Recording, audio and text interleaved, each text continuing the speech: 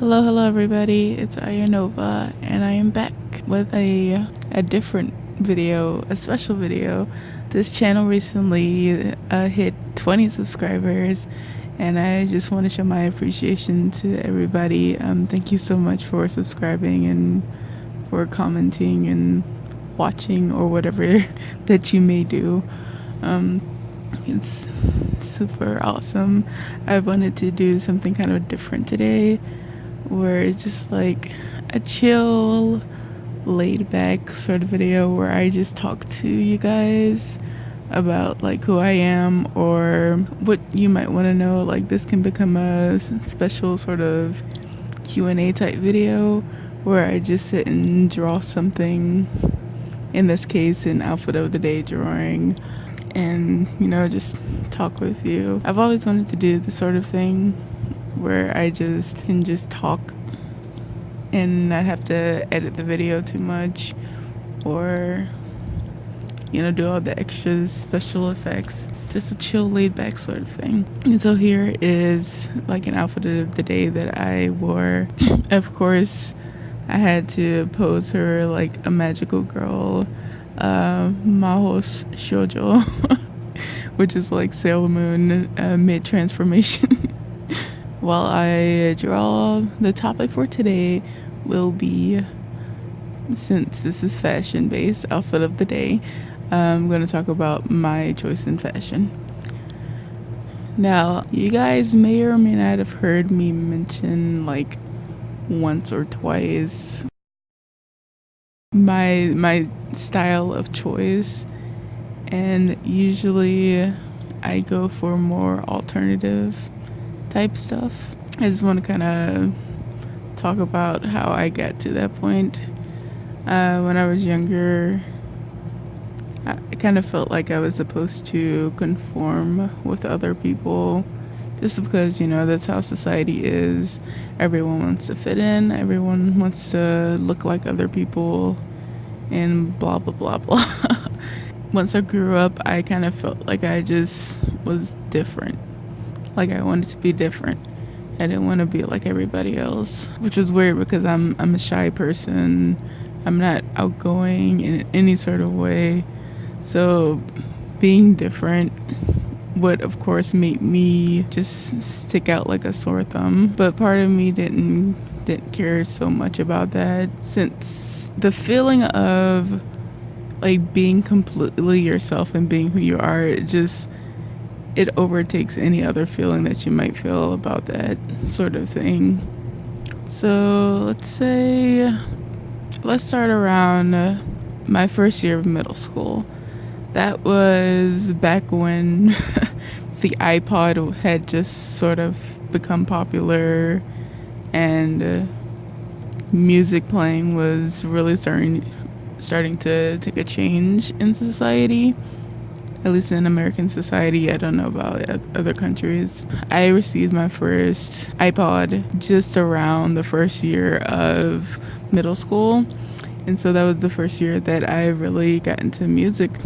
Growing up, my parents and all of my peers, everyone around me was more into like R&B and hip hop and stuff like that. But because I grew up with video games and with like Disney Channel and a whole bunch of other alternative type things, I was exposed to a lot more stuff like rock music, especially in Sonic. Like at least in the older Sonic games, the soundtracks will always have like rock music, and Sonic was probably like one of the main reasons why I got into rock music. But then there was also like Disney Channel would play rock music. There was the Jonas Brothers and Ali and AJ and all of those people, and they had kind of a rock sound to them as well, and I really liked it. So that was what I gravitated towards. Also on top of that, I watched anime, and anime always has a whole bunch of rock music in it. That hand is terrible. I'm gonna have so many problems. I'm sorry if this is gonna be like awkward because I'm sitting here drawing and talking at the same time, and this might be like the worst idea of all time. Where was I? 6th grade, rock music. Getting my first iPod, I downloaded all the type of music that my peers and my parents listened to, like R&B and hip hop and stuff like that. But I slowly started delving into rock music as I figured out that that was something that I could do. Like I said, I always felt sort of pressured to listen to what everybody else was listening to, but having that iPod gave me a little bit more freedom. And I remember some of the first rock music I ever downloaded was Disney rock music, of course, Ali and AJ and stuff like that. But also there was this girl in my 6th grade class who was really into rock music, and she was like the only of my peers that I ever saw that was into music like that. And she was like a huge, gigantic Green Day fan. Green Day. And so Green Day was like the very first rock band that I ever listened to, if you don't count like Disney Channel and Avril Lavigne, because I listened to Avril Lavigne just a little bit. So being into rock music and anime and video games and stuff like that introduced me to rock culture. It made me want to be like that. Buy or wear fishnet stuff, maybe like stuff with skulls on it. It made me want to dye my hair. It made me want a mohawk. It made me want to do so many different things that was like out of the ordinary, especially for a person of my race and a person of my culture. That one girl that I was telling you about that was like a huge Green Day fan, she had already sort of gotten past the whole, oh well, society tells me that I should do this, well, forget that, I'm gonna just do whatever I want. And that's the type of mindset that I wanted to have, but I was way too timid to really start that.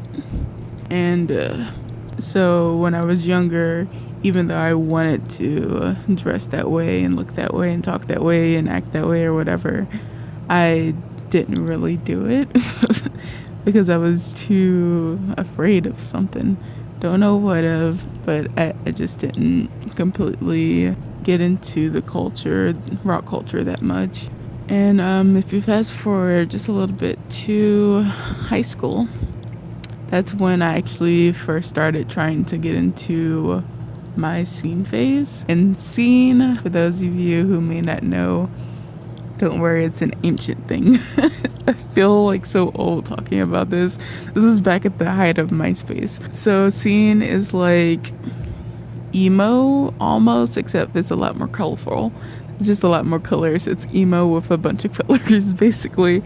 I can't remember like the exact definition that I remember seeing, but it was just like like just out of the ordinary, I suppose, just unique. And you would always see a whole bunch of people on MySpace with the choppy layered fringe and the raccoon print in their hair and extensions, and like these crazy colorful shirts with like dinosaurs on it. A whole bunch of bracelets going up the arm and neon green and pink, and it was like pretty much like the 80s mixed with the early 2000s, you know. And I wanted to get into that. I tried my hardest, but I didn't have access to a lot of things that could be considered scene.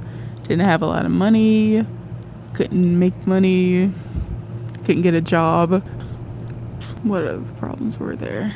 And just like the fact that I didn't want to have to worry about my parents being like this and that. Like maybe they didn't care, but there was a big part of me that was like, well, if I try to be alternative, then they're gonna like judge me, and I don't want to have to worry about that.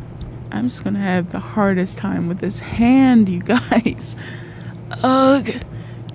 It's probably a really bad idea for me to be talking live. Like how How far am I into this recording?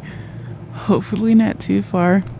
So by the end of high school, I didn't drop the whole alternative idea.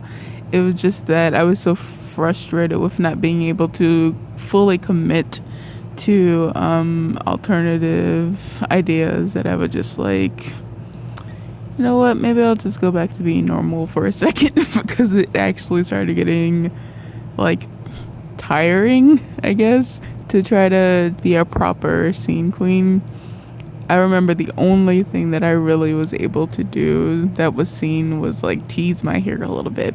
I also would watch a whole bunch of YouTube videos and started finding like videos on scene queens doing the hair, dyeing the hair, cutting the hair or whatever, and that was pretty much the only thing that I had. And then of course music was my only real outlet into being alternative, because like even though I couldn't dress the way, I could still, you know, listen to Green Day. I could still listen to Dance Gavin Dance and all these different bands that I liked back then. But again, after I graduated from high school, I kind of fell off of the scene train. Even though I still wanted to be alternative, I just didn't know what to do, so I just calmed down for a second. Actually, at the very end of high school is when Tumblr started becoming like a really big thing, and so I really got into grunge fashion once I got into college. I don't know how to explain the grunge phase. I feel like, yeah, it was just really Tumblr based. Like, I really like the idea of how grunge is alternative, number one, but it's also kind of lazy, and that's how I was, especially not being able to get a job and have enough money to buy stuff for alternative clothes. Grunge was an awesome fashion statement for me to follow. But at that time, since I was finally out of high school and on my own in college, I was able to establish my style just a little bit more without having to worry about like my parents possibly judging me or not allowing me to do whatever because they don't like alternative fashion or whatever. Again, they might not have cared, but there was just this part of me that was like, oh no, I need to hide this. Now it's completely different, but we'll get to that a little bit later. Beginning of college, I was into grunge, particularly soft grunge. I remember liking that idea of something really kind of dirty and dark mixing with stuff that's like pretty and pastel. I really like that dichotomy, that difference between the two, because I was finally on my own. I started to like at least try to be more into the alternative thing, but I still didn't have money and I still didn't have a job. The best thing I had was the refund check that I got from financial aid. And so I would occasionally, at least in the very beginning of college, mostly what I spent all that extra money on was like music. So I was just trying to find myself in as far as music goes, because I liked a certain type of rock music that was like sonic music, like nerdy electro rock music.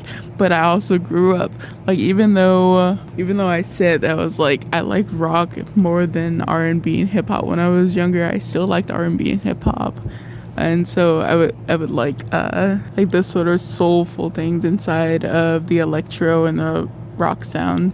So I tried to look for those types of, that genre of music that's like a mixture between electric, soulful rock. And so during the beginning of college when I finally started just looking for the proper type of music for me. And I just went on this gigantic journey of trying to find the proper band. And it all started out with a band called Birds and Batteries. And they had sort of a similar sound like that. They were pretty much like just the foundation of me figuring out that I like that sort of sound, that electro funk rock or electro soulful rock thing. And I'm trying to remember what were like the first bands that I ever started listening to. Honestly, freshman year is a blur. I can't remember. I can't really remember anything pre My Chemical Romance. So let's just go ahead and skip to My Chemical Romance, which was at the beginning of my junior year of college. What had happened was I first got into My Chemical Romance in 2014. But I'd first heard of My Chemical Romance all the way back in 2006. And this was that girl, again, that I told you about who was really into Green Day. She's also the same girl that introduced me to My Chemical Romance. And I had always wanted to look up more music by My Chemical Romance, like my entire life, but I kept procrastinating. So it was like year after year after year, I would forget to look up My Chemical Romance. And then since I was finally in this phase of my life where I felt more comfortable with rock music and with being who I am, I would just like, oh, you know what? My Chemical Romance, that's the thing I wanted to look up, right? And so I looked them up, and like I loved their music. I immediately just like started buying all of their music and started looking up a whole bunch of videos and interviews, and I was really obsessed with them. And then there was just something in me that was like, oh, you know what, I should look up to see if they're doing anything right now. And I looked it up, and it was just like, oh no, they broke up. Like, I'm sorry that you didn't know this, but they broke up a year ago. And I was like, oh man, that kind of sucks. And it was the first time ever that I really felt so sad. And I'd only known the band for a couple months, but it was just like devastating because it became such a huge symbol of me like letting go and just accepting myself for who I am. And they're people that I looked up to, and I was like, wow, I'll never get to see them live, and I'll never be able to do this and that. I'll never be able to tell them like how much they changed my life and this and that. And so I was just super sad when I found out that they had broken up a literal year before I got into them. But like, it's really true what they say, that you learn from your mistakes and that mistakes only make you better. Because after figuring out that My Chemical Romance had broke up, I never took another band for granted after that. So like, as soon as I saw a band that I was like, you know what, maybe I should look up more about them. I wouldn't just like put it off. I would go, oh crap, I don't want My Chemical Romance to happen again, so I'm gonna look up this band right now. And that's basically what happened. So while I was on my journey to find like the perfect type of music for me, I was just finding all these bands left and right. And it was mostly like me using SoundHound. Like if I would go out and on the radio there would be a song that I like, I would take out my SoundHound, figure out what the song was, and then I would immediately look up the band after figuring out the name of the song. And so My Chemical Romance was basically just the beginning of me finally breaking out of that shell of mine and completely delving into being alternative and being into alternative culture. The main thing about My Chemical Romance was I started getting into Hot Topic. So this is where fashion comes back into place. So sorry about that huge segue. I sidetrack a lot. Like, I sidetrack so hard. Like, right now, I'm sidetracking about sidetracking. And, Oh, what was I saying? Hot Topic. So My Chemical Romance also pushed me to finally go into the fashion aspect of alternative fashion or alternative culture, which is something I had been wanting to do since I was 10 years old, which is crazy. Didn't get into it until I was in college, 20, almost 21 years old. The things that I got because of My Chemical Romance was band merch. I finally started paying my homage to a great band and bought a bunch of shirts for My Chemical Romance. Being on Hot Topic also gave me an open window into the world of alternative fashion, and 2014-2015 was like the very last time that I remember seeing Hot Topic being kind of like traditional old school Hot Topic. After that year, they pretty much just, well, they didn't drop everything alternative, but they're mostly like a pop culture based store now. I don't know what I want to do with this nose. And that works, whatever. The hardships of an artist. Okay, what was I saying? Yeah, so I started buying alternative fashion stuff from Hot Topic, and it's all because of My Chemical Romance. I also like I said, I was obsessed with My Chemical Romance. Even after finding out that they broke up, I still bought every single last one of their albums, watched every last one of their music videos. I watched Life on the Murder Scene. I bought the deluxe version of Danger Days. Even though you can't buy I Brought You My Billets, even though you can't really buy that anywhere, I still like downloaded it from YouTube, and I listened to every single song, and I watched every single video or every single interview. I even started reading Umbrella Academy. Gerard Way is like my biggest idol. He is like everything that I wish I could be. If I could be like the lead singer and or guitarist of a band, and also making comic books, and also writing and drawing, like Gerard Way is high level idol. Everything that I want to be. But again, after finding out that My Chemical Romance had broke up, I was like, I need to move on. I need to find another band that I feel just as strongly as I did with My Chemical Romance. Because if I was going to sit there and just obsess with My Chemical Romance and never move on, I was never going to be happy with my choices. I was now wearing a whole bunch of band merch, and I was into a whole bunch of different bands. And I finally found like kind of the right genre after like a year or two of looking for the right genre. I finally found that post-punk revival is a genre that, even though it doesn't always have the exact electro soulful rock sound, for the most part you can find a lot of songs that's like that.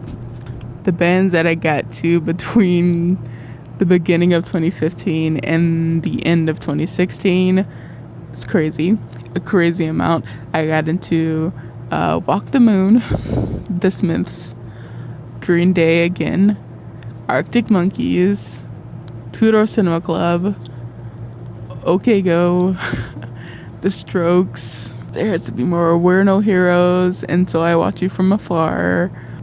There's definitely more stuff. There are so many bands. I'm telling you guys, so many bands. And I was trying to get merch for like all of them. And so my alternative fashion choice started shifting from grunge, from Tumblr, to just wearing band merch. And I finally, because of that, was able to kind of go back to my whole scene phase. But I wasn't that into super colorful stuff anymore, so I just like kind of went emo instead of scene. And so I was wearing like a lot of black jeans with a whole bunch of band tees, and basically that was my fashion style for a little while. But it was the most that I could say that I ever dressed alternative like ever. Hold on. 1 sec. Let me get this. I want to concentrate. Okay.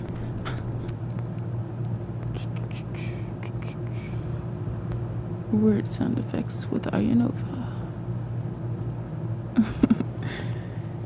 So it was nearing the end of college by the time I had finally gotten into alternative fashion. And even though I still hadn't been able to dye my hair ever, I did get a couple of piercings, which is something that I wanted to do forever. And the very first piercing that I got was my industrial piercing. And that was a smooth sailing piercing. Like, I had no problems with that piercing, other than the fact that the piercer pierced me like at 16 gauge, and most industrial barbells come in 14 gauge, so I had to stretch it. And I forced the stretch, which is something that you're not supposed to do, and it bled and everything, and I'm so sorry. I probably should have warned you about that. Warning, piercings may be bloody and stuff, and sorry. So I got the industrial piercing and I stretched it, and it luckily turned out fine, and it's probably the piercing that gave me the least troubles. After that, I got a snug piercing, but the thing about the snug piercing, it was kind of like a consolation prize. I've actually talked about this before on my vlog channel. Yes, I have a vlog channel. Please don't try to look it up. It is cringy. I wish I would not have ever opened that vlog channel. Although later on in the vlog channel, I started uploading like outfit of the days and that kind of stuff I liked. But when I was actually just vlogging, like just sitting there and talking about random stuff, I swear everything was so cringy. It was like I was trying to make things sound interesting, but they weren't. Like, what I'm saying right now, I do not expect you guys to be like enamored or anything like that. Like, I know this is probably boring to some people, but I just wanted you guys to know a little bit more about me, since like I've never really gotten that opportunity to do that with you guys.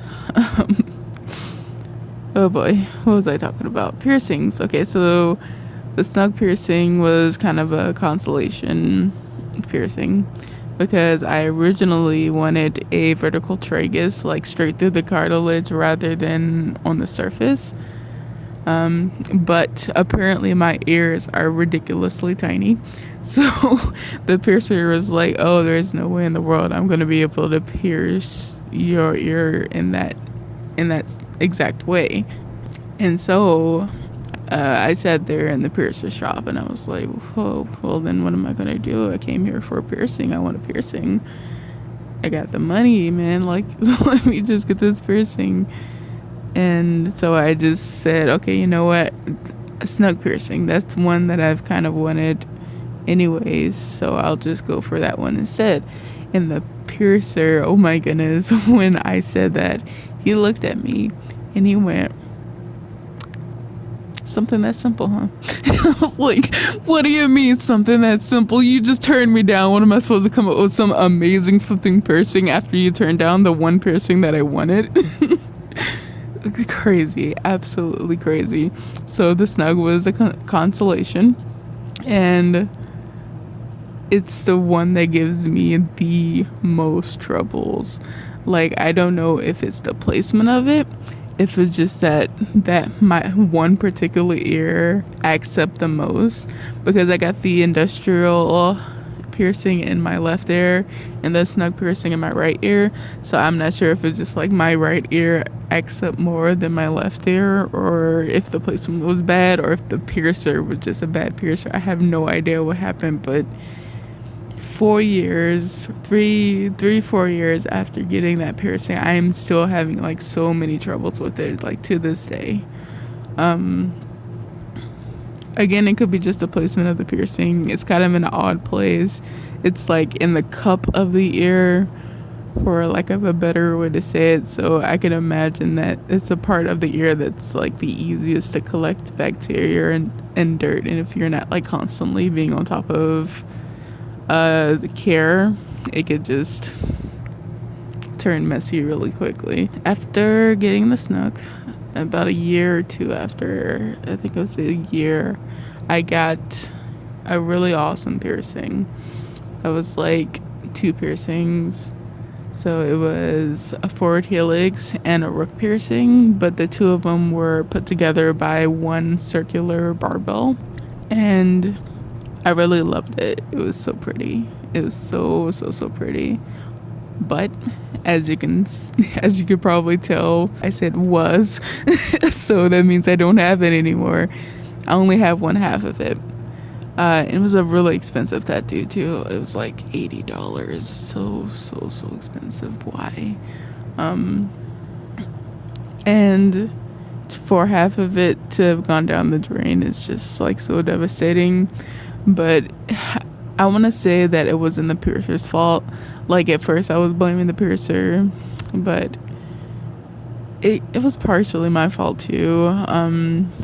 The piercer, number one, could have used a bigger barbell because the circular barbell was too small. It was like causing way too much force and friction between the 2 piercings. And so what happened was the rook piercing started pulling and pulling forward until it turned pretty much into a surface piercing, which is not supposed to happen, and it does not look good at all. And so eventually it was just like, you could tell that it was only in like the surface of the skin on my ear. I had to take it out. It looked terrible. It felt terrible. I couldn't just like leave it in just because I didn't want to lose $40. But like I said, it was also partially my fault because with that type of piercing, I probably should have separated them like halfway, like after a week or so of it healing. I probably should have changed the barbell so that they weren't tugging on each other anymore. But I couldn't tell. I was still kind of naive to piercings. It's only my 3rd piercing, and so I lost half of it, and I want to get it re-pierced eventually, but I want to take a break from piercings, and it's been like 2 years since I got the piercing. At least I can say that I've been through that sort of thing. And I still have 3 piercings. Like, I'm missing half of one, but it's still a piercing. I still have the forward helix, and so that was another way that I became more alternative. That looks bad. Hold on one sec. Concentration mode. I really hope this video isn't too long. Back to alternative fashion and such. So it was the end of pretty much my last senior year. I was a super senior. Yep. For those of y'all that don't know, super senior is basically a 5th year senior. So if you're in school for longer than 4 years, you become a super senior. By the end of that year, I had pretty much started segueing into gothic fashion. I don't even know what caused it because I don't even like calling myself goth because I feel like it's kind of blasphemy because I started out punk. Like, the only reason why I even turned quote unquote goth is because I stopped caring so much about wearing color and started wearing just a whole bunch of black all the time. But I'd also just like skulls and bat wings and stuff like that has always been a symbol of alternative fashion, and you see that stuff even in just punk fashion all the time. So if you like take out like the color from punk, you basically have goth. So I don't feel like I'm goth. I feel like I'm just colorless punk. But I also really started getting into sort of more elegant dresses and stuff like that, and so that can be considered gothic as well. I have no flipping idea, you guys. I hate the eyes on this girl. She looks derpy. One sec. Sarah Moon. My gosh, that was cringy. Tell me to never, ever do that ever again. I hope you guys are enjoying this. I feel like it's probably boring as all heck. You know what? This almost looks like there's just a wing on my shoe, but what I was wearing wasn't a wing, just a wing sitting there. It was like, it was kind of more like that, except the wing would be like further down. Whatever, good enough. Let's see, was there anything else? By then I was more into gothic fashion, I said that. Once I'd found this band called Tudor Cinema Club, I was pretty much done with my whole find the perfect band search. Tudor Cinema Club was just like the as perfect as the band I felt that I was going to get to, because they usually use electro in their songs. The main singer is very soulful in the way that he sings, and the bass is also really, really funky. Kevin, awesome bassist. They're also very heavily based off of rock. They have heavy guitar sounds. Sam, awesome guitarist. And the genre that I felt was closest to that sort of electronic, soulful rock thing was post-punk revival. And post-punk revival can range from like more soulful to more rock-like to more electro-like, and it really depends on the band. I think the band that really led me into that was Arctic Monkeys. They were the first band that I listened to that is considered post-punk revival. But I guess even before them there was the Smiths. And oddly enough, the Smiths I had heard of from My Chemical Romance. So it's like full circle. So yeah, now I actually have 4 little dreadlock things, and I named them all after dragons. I'm not even kidding. I at first had like I think it was 11 dreadlocks, and they were all named after dragons. The ones that I have still now are Nidhogg, Toothless, Draco Malfoy, and Cal Mike. Nidhogg is a mythical dragon. Toothless is the name of the dragon from How to Train Your Dragon. Draco Malfoy, not necessarily a dragon, but Draco means dragon. And Cal Mike is a dragon that's in Final Fantasy XIV. And it's this adorable, tiny little baby dragon that's like, "Rawr, I'm only 1,000 years old," or something like that.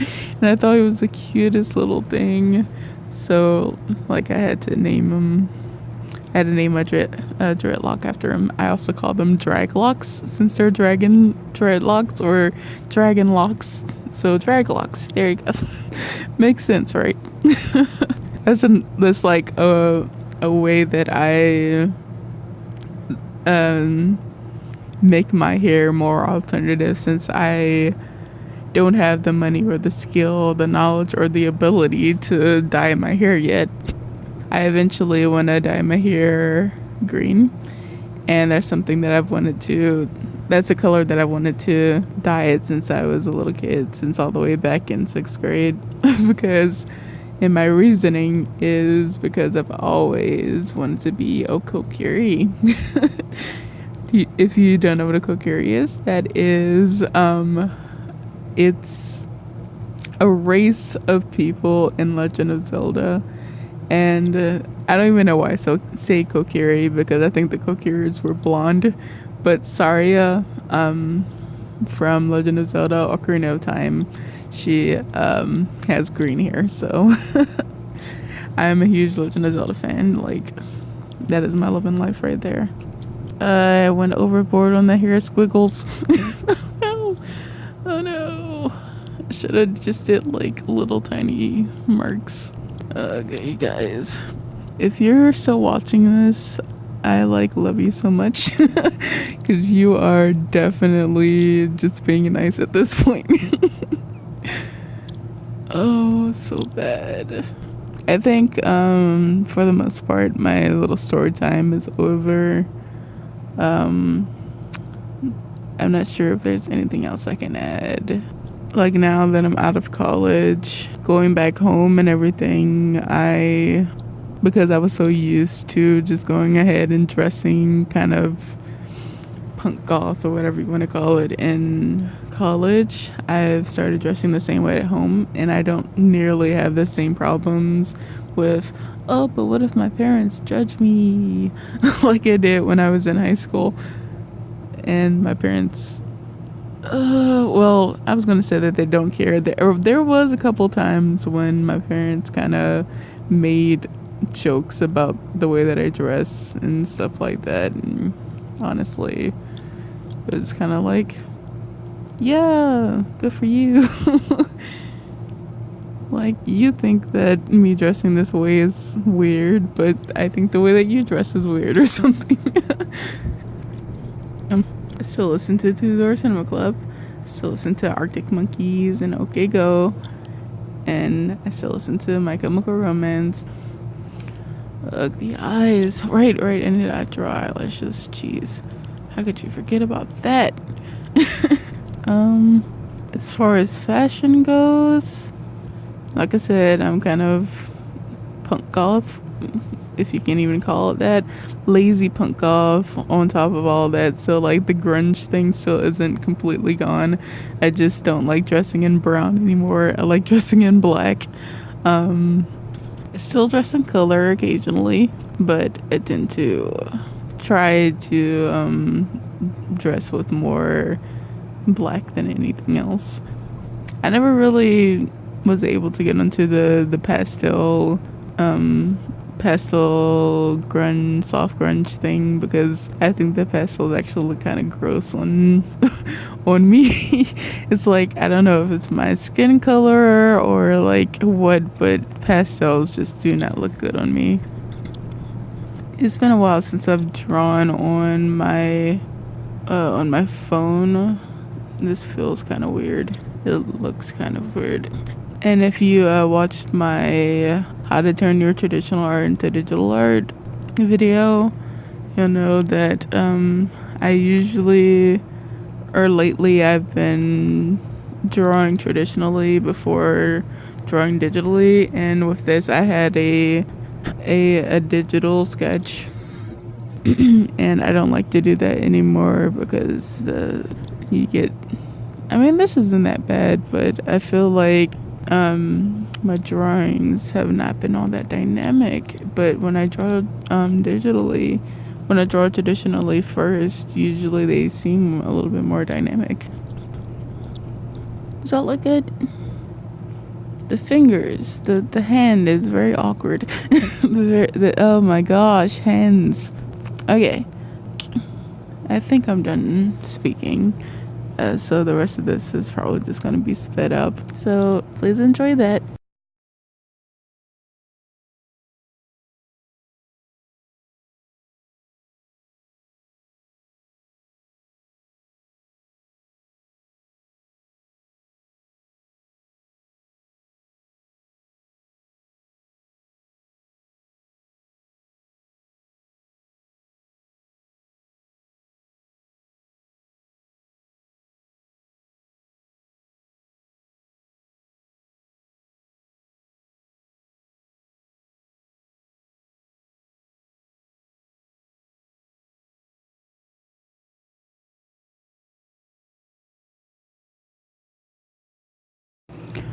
Alright, so I'm gonna call it there. I just checked and the video is over an hour long. So if you want to see this piece finished, if you want me to color it and upload a video of me coloring it, then just let me know, leave a comment or whatever. and I'll do that, but I have to end this here.